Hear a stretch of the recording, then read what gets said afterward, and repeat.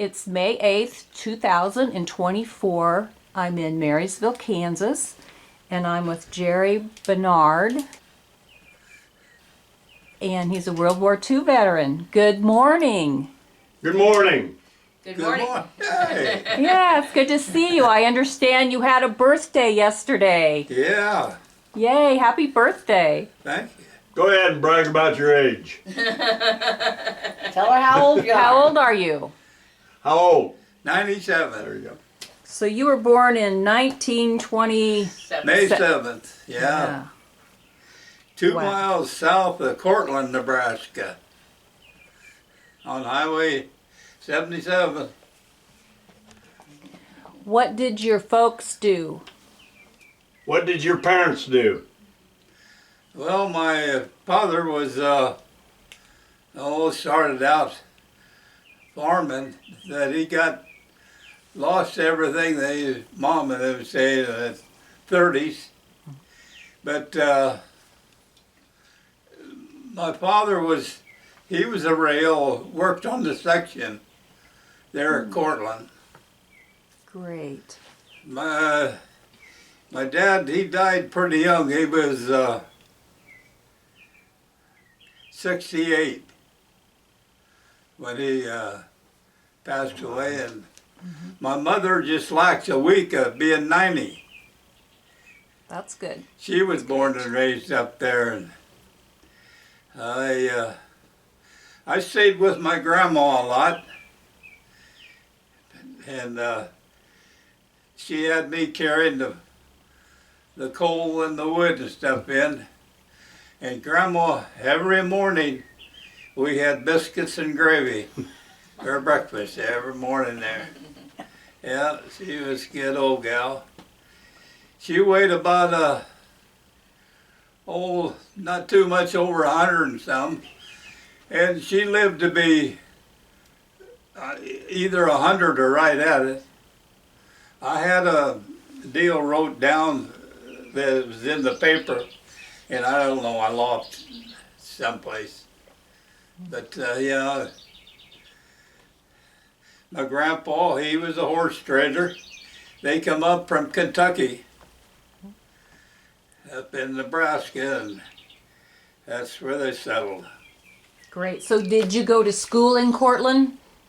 Did you go to school in Cortland? Yeah, I went to school, and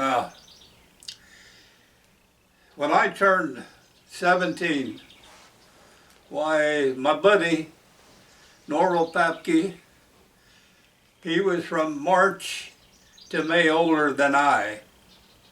And we were going to go, and another kid talked to us about us waiting until he turned 17. And he was Clarence Hartwig. Well, when we all went to boot camp, they split us up. They sent Clarence, he went to Utah, and Norv and I, we was up to the water up there above. Red Lakes? Yeah, the lakes where we took our training. And So you guys enlisted or were drafted? Did you enlist or did you get drafted? no, we enlisted. Yeah, we were all just, like I say, just turned 17. And I never did, when I come back from overseas, I never did go back to school and finish. I went right to work, and Norv, he went back to school. You got so much money from the government for, The GI Bill. yeah, Yeah. doing Okay, that there. so you enlisted in the Army, Navy, Marines? Navy, correct? Yeah, What year? Remember the year? It's here on this paper, Uh, Ron. 45 to 1946. I got discharged in St. Louis. It's a year and a half, I think. Yeah. Yeah.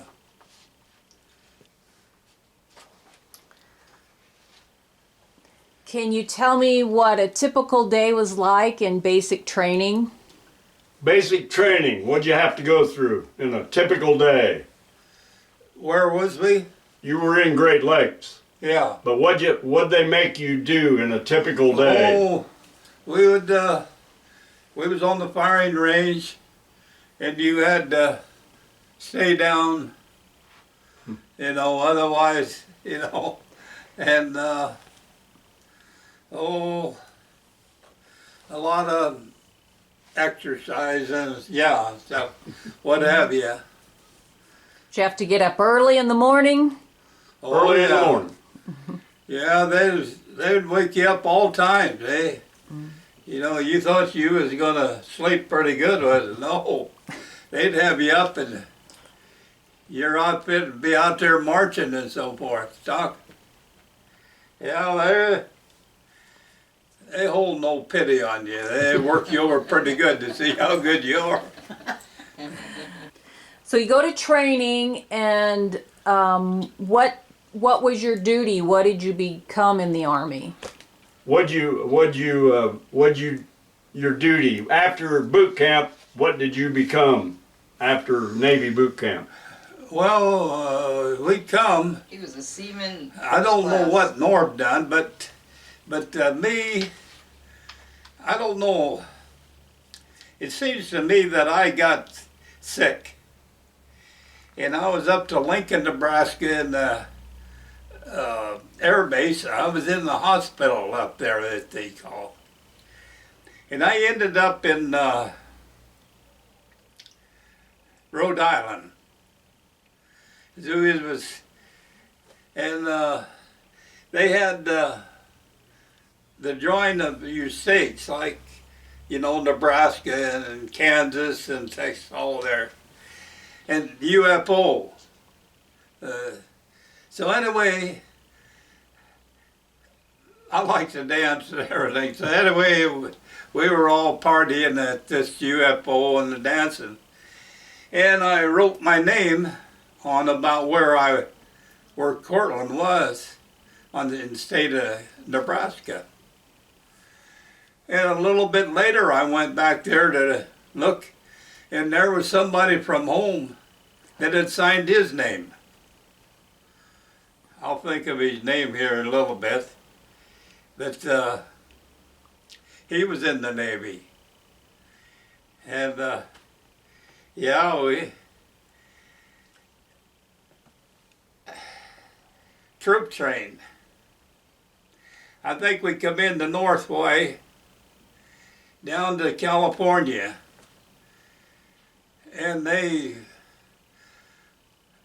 as the Port Wyoming, I think was the port that we shipped out of.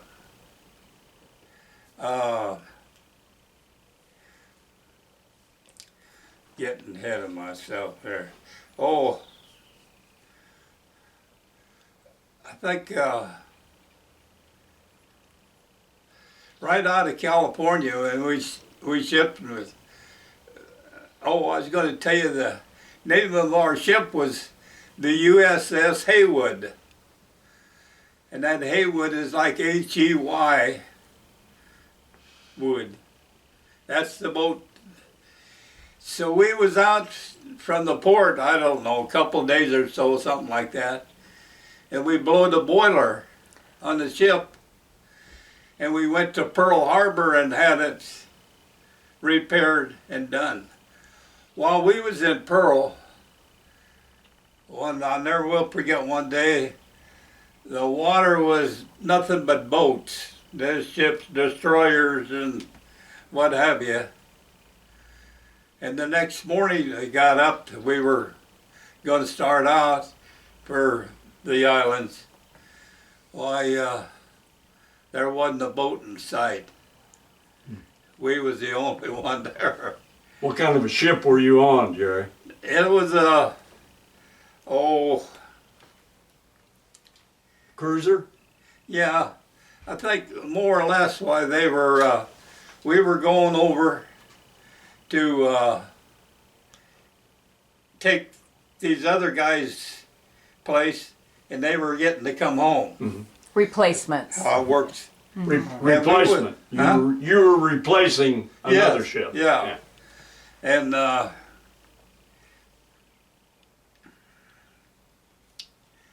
we were purifying. We had 2 big Chrysler pumps. We was down in this village, and we was pumping this water up, and they was purifying it and then putting it on to the hospital. I think it was 186 fleets, seems to me like. But You remember came- the island? You remember Huh? the island? Okinawa. Okinawa. Yeah, we went in on Okinawa there. And I was, the guy that was teaching me, his name was Tracy, and he was from Massachusetts. Heck of a nice guy. And I got all my guys signed their name on my book, but I lost it. But What was your job? What was your specific job? What did you do? well, we had to pump this water up to this other deal where they was. And the Japs, they had caves around. And they had gasoline, blankets, and what have you. But they didn't have any food. That's what hurt them down there. And they was over there like in the food line, wanting food, and that's how they was picking up the Japs and putting them, taking them and feeding them then. There. Making them prisoners? Capturing them? You captured them as prisoners then when they showed up in these food lines? Yeah, they just, yeah. Yeah. POWs, they were.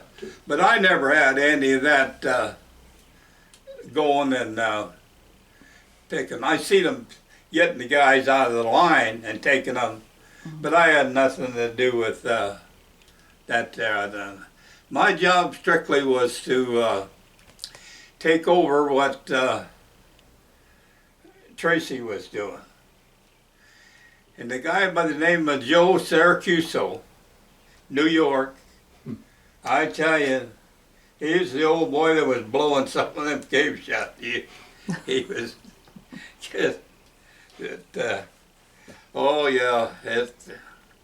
But your job mainly, Jerry, was purifying the water for the hospitals in that area or the medical.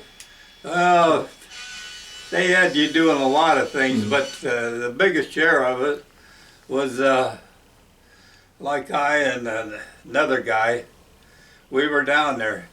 And these the hell I want to say,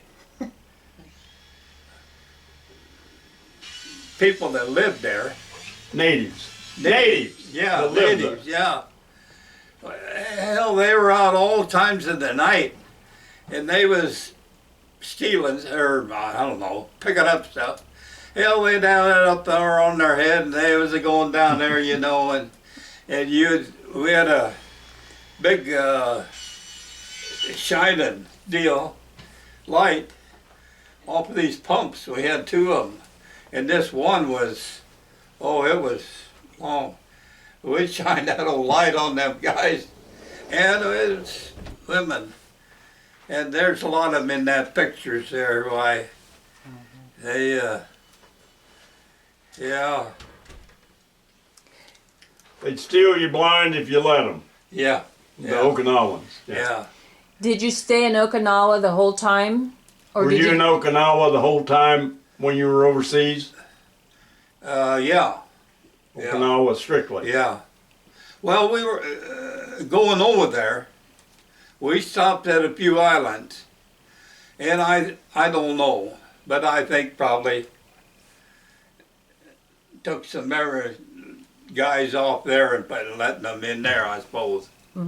That's what it was. But So you were not at sea until once you got to Okinawa. You stayed there, so you were not at sea, but you were on the ship. You weren't out at sea all the time. Mainly you were on the islands. Yeah. Mainly in Yeah. Okinawa. So Yeah. this was kind of toward the conclusion of World War II in the Pacific, because Okinawa was one of the last yeah, places that that they had to overrun. Yeah. it actually belonged to Japan. So So you're, Yeah. this was probably in late 1945. late So- 1945 then was when you were over there in Okinawa. Would you Yeah. say? Yeah. Yeah, so the war was getting over. I was Yeah. down, If not over. I don't know, get the mail or something like that, and I was talking to this guy. And we got to talking, and he said, where are you from? And I said, I'm from a little town in Nebraska. I said, you wouldn't know. And we got to talking there back there, you know. And he, I don't know, talking about back and forth there. He said, we got a guy from Nebraska. I said, you have? I said, his name wouldn't be Papke, would it? Yeah, he said, I think that's his name. So I went over there, and Norm, he had been driving a truck that night, and he was in his cot there, had a mosquito netting over him, and he was sleeping. I reached in there and I pushed him on the panty, and he come up out of there, and he was, That's why God, we was TV. hugging there, you know. And oh, it was really something there. So, Christmas, I think it was, come up. Why, we got an extra 6-pack of beer. And the beer was, I think it's called Greasy Dick. And it was light cans. Yeah.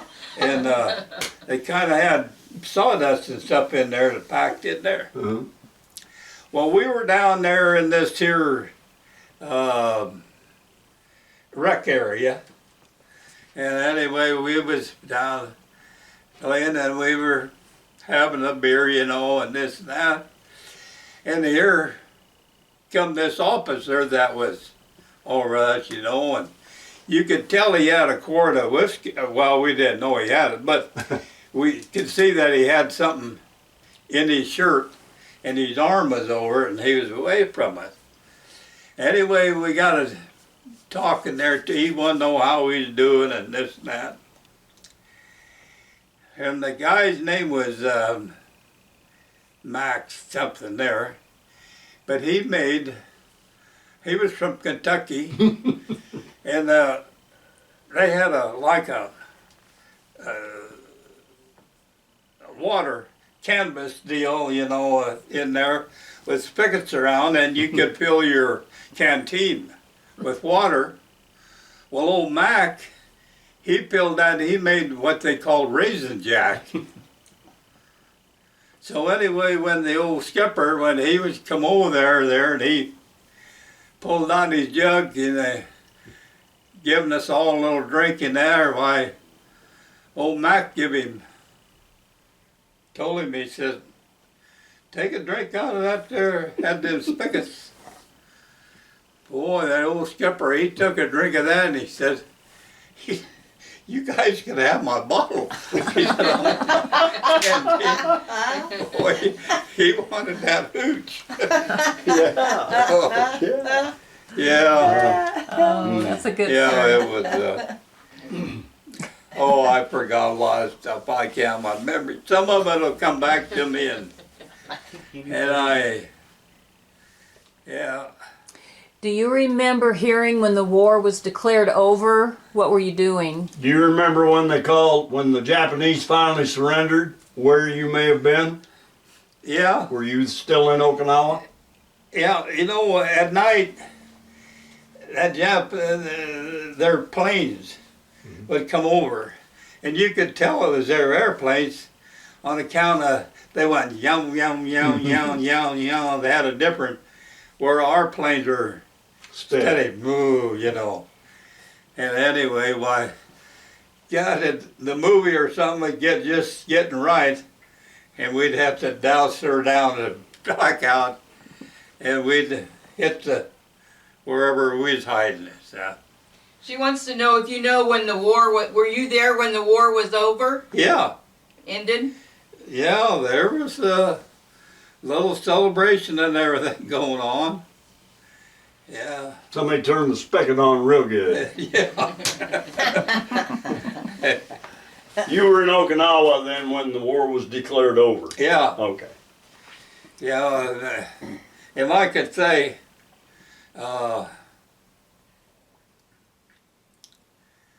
when we,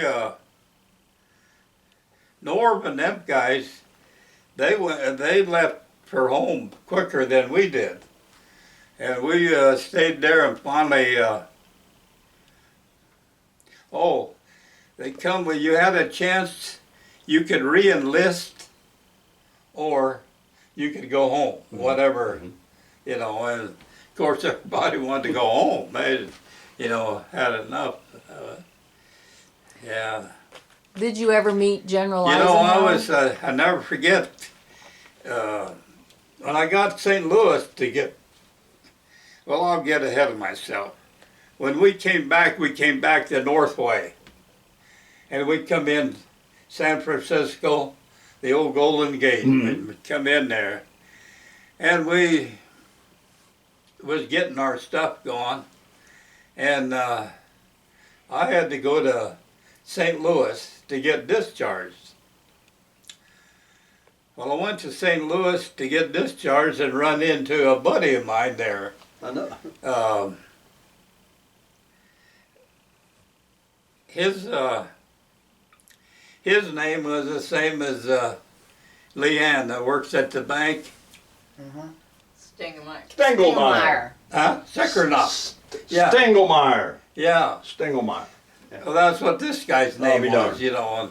Had to be a Nebraskan. Yeah, he lived north of, it was like Beatrice, Pickrell, Cortland, Princeton, Lincoln. That's how, yeah. That, She wanted to know if you ever got to meet President Eisenhower. Did you ever happen to bump into General Eisenhower when he was the general, or MacArthur, or anybody like that? Nimitz, yeah. yeah, we seen, it wasn't, one night. One night. Well, he was mostly European theater. Yeah, it was, I don't know, I can't remember what the hell his name was. Wasn't MacArthur. Yeah, I was gonna say, we seen him someplace, seems to me like. But, Captain Nimitz. Captain Nimitz was also. How about Nimitz, the Admiral Nimitz? yeah, he was a Navy guy. Yeah. Yeah. Did you ever happen to Yeah, oh, see any of his yeah. entourage? JB, did you ever run into him?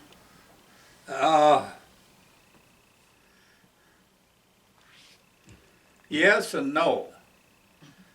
They had I was trying to think, they had us all together for something, I don't know what the hell it was.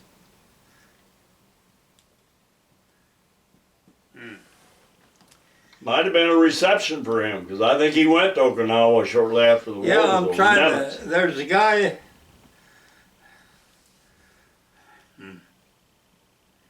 That's okay.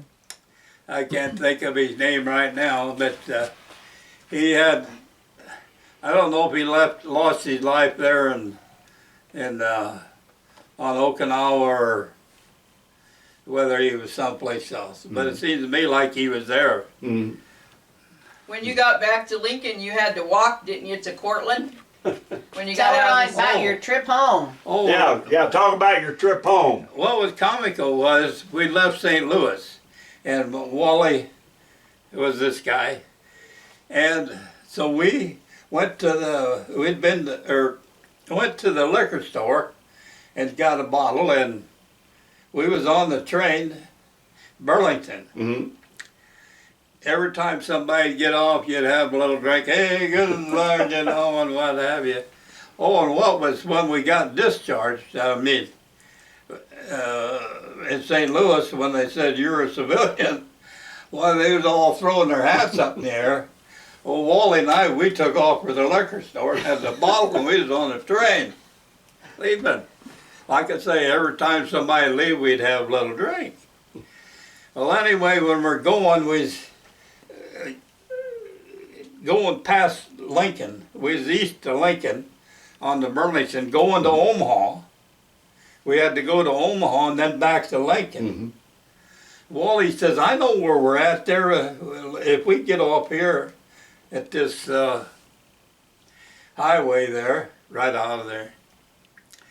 So we talked to the conductor and he stopped the train and let us off, you know. They were going on to Omaha. We goes out on the highway, says detour, there's working on the highway. Oh, boy. So here come an old farmer, had this pickup, and he had a couple cans of cream or milk or something in it. He talked to us, he said, get in, you boys. He took us to Lincoln then. Nah, So we went to the Y and we cleaned up and what have you and changed. Went out and we started hitchhiking home. Wally gets out. I'm coming to Cortland. I get off of the street where I live and there's kind of a little garage there. And,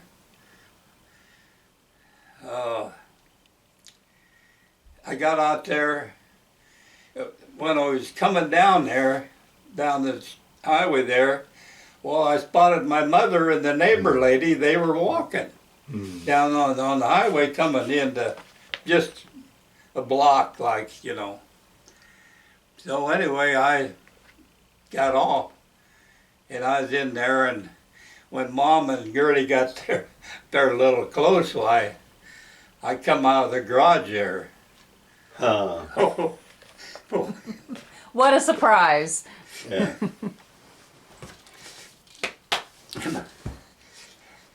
Boy, Mom, she must jump that high.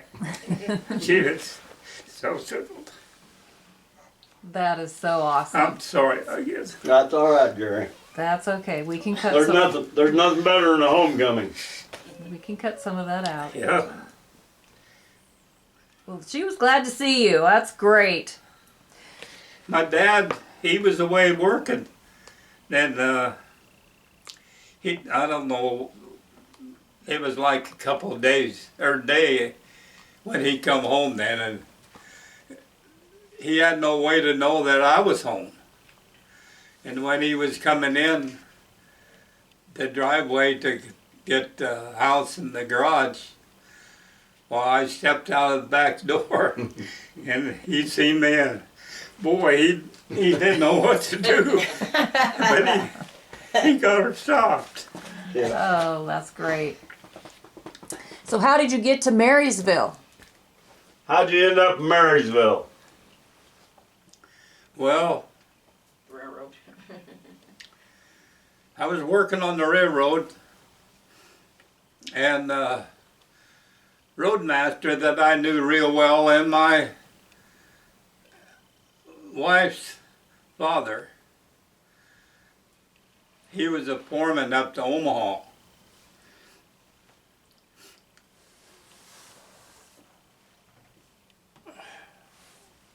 Let's see here. What was he saying? How'd you happen to end up down here? I know it was the railroad. but Oh. You started off on the Beatrice branch, didn't you? Yeah, well, what really happened was the UP bought out Western Union. And we had to, you know, replace poles and things like that. But how I got on there was this roadmaster from Manhattan. He went by on the motor car and he told my wife's dad that this transaction was taking place. And so I went to Lincoln and I hired out, and that was in 1950. And I'll never forget, we were working out there, and I don't know when it was, but the flood, I think it was 51. Why, we come down to Murraysville and went up there to Dr. York? The old doctor. Hurley? Randall? Huh? Doc Randall? Yeah, Oh, Dr. Randall. Well, we got shots and went on down to Manhattan. And when we got into Manhattan, why, there was cattle and Oh. buildings and stuff coming in, hitting, and we got some of the cattle out of there, and them damn cattle, where we got them on this side of the bridge, they run over there and jump back in the water. So we said, your cattle, you're on your own. But that's, I hired out there, and I run a gang for a while. And I had a buddy that lived in Pickerel, Burn, McCown. He bought a new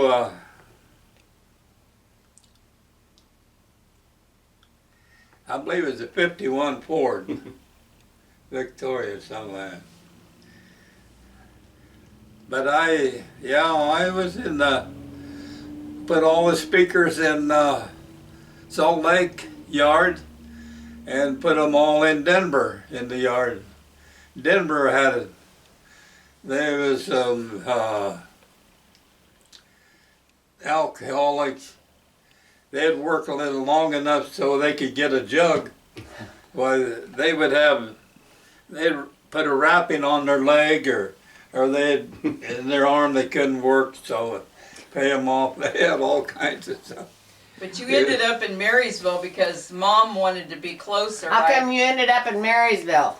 Because you Well- had a choice to go to Utah, wasn't it? Or The guy that was here, I was in North Platte, and I didn't bid, and the guy that was here, he had whiskers on me, and he bid, and he went to North Platte, and I said, asked Betty, I said, well, Mom, I said, we got two choices. We can either go down to Marysville, or we can go to Northwest, in Oregon, I think it was. She said, we're going home.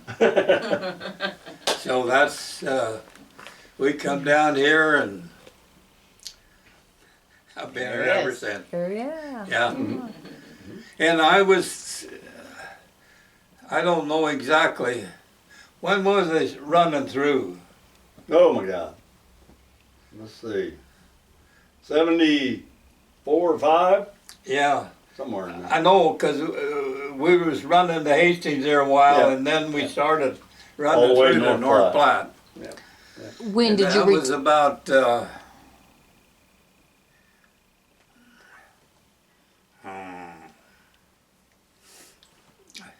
I think I was like 18 or 19 years with the communication, Then you, and then I come over into train Train service. service. Yeah. you transferred, yeah. And when did you retire from the railroad?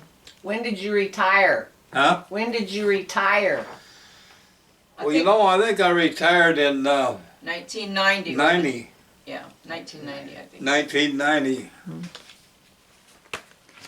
Going back to your wartime, do you feel like being in the war changed you? When you were in the war, when you were actually involved in the war, do you feel like the war changed you at all? More mature or anything like that? Or Oh, it did for a while, yeah. Yeah, I was waking up. In fact, I can't believe here lately I've been some goofy dreams. Hell, I was dancing with her Sister-in-law. sister-in-law.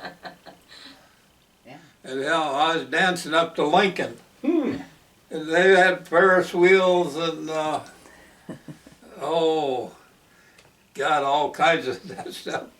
And I told her, I said, heck, let's go over and dance. So we went over there and we was dancing. We come back to Marysville, and all these, they were gone someplace. It was like around the clock. I don't know. Crazy, God. I think he had a knee. Do you have anything you'd like to share about your thoughts of General Eisenhower? You got anything good to say about Ike? You got anything at all? Your memories of Eisenhower? Yeah, I remember old Ike and Mamie. Yeah, Ike was a tough old boy. He was tough as they come, and I don't think he. Whether they made him do a lot of things, I don't think. I think he done what he wanted to do. Because as far as I know, everything was always good with Ike. And MacArthur, he was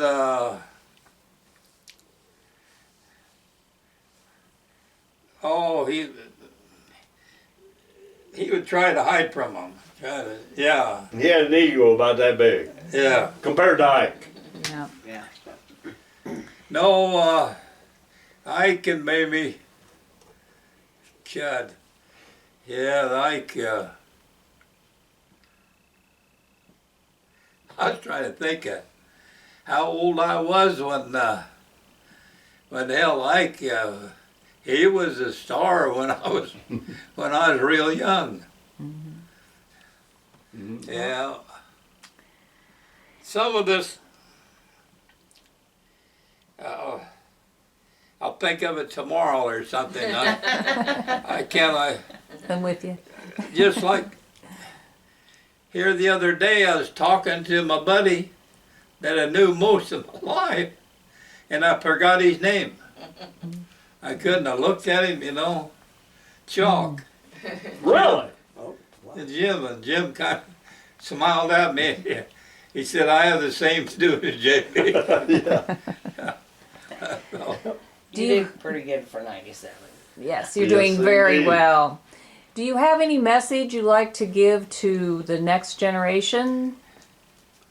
How about the next generation? You got a message you'd like to deliver to them? Well,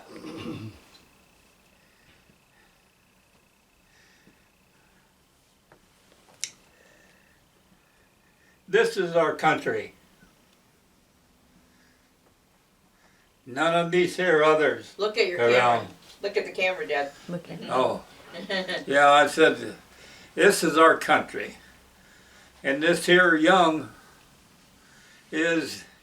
they got a lot of protesting and this and stuff going on.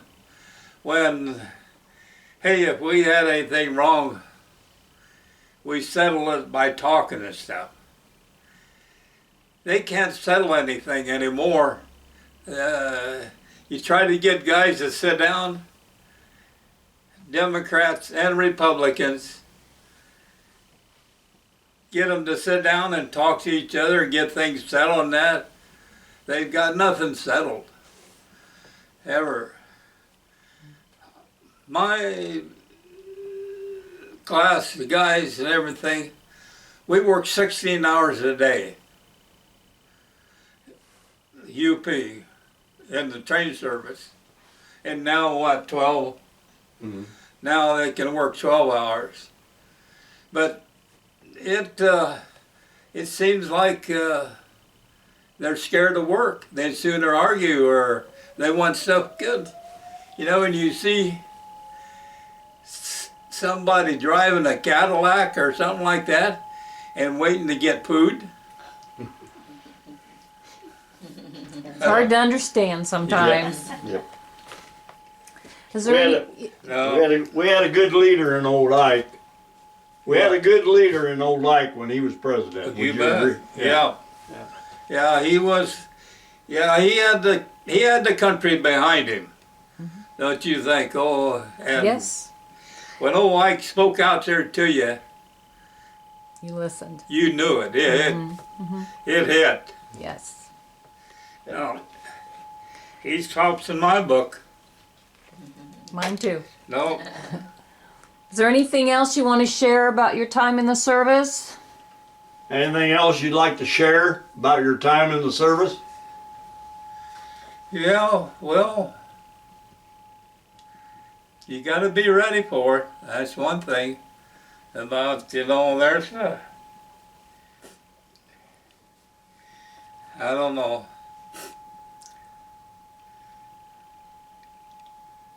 I don't think, now I don't know how old you gotta be before you can retire or something. I didn't follow it. I've been retired, like I said, from 90. And I picked up, we worked with each other around in there. That guy there, he worked for the UP, and he's in the Legion and so forth behind the guns. That means a lot. Whenever you got somebody that's like that he knows the same as you do, it works. You bet. And they have people like you. Now, Yeah. you're a wonderful little gal. Thank you. I'm proud to talk to you. I'm proud to talk to you. Thank you for your service. Yeah. Thank you. Jerry was one of the oldest World War II guys that went on a Kansas honor flight back to Washington D.C. That's great. The other fella has since passed, but Jerry has the distinction of being the oldest living veteran that's gone on a Kansas It's honor a great flight. honor. Yep, you As bet. good as Go ahead, pictures of Jerry. them. Here's a gal right here that has been with me. I had the cancer in my nose and stuff. All the other stuff, she's been right there with me. She knows that That's great. every step I take, Yeah. she's right there. She knows what I'm gonna do. That's awesome. And then you have a wonderful daughter that Yes, stays ma'am. here with you so you can stay at home. Yeah, when I lost my wife, why, my daughter come home and she took care of me ever since. That's great. You got a great background group here. Yeah. Great she's, group of people. And I appreciate them helping today so that you could hear the questions and talk with us. So thank you very much.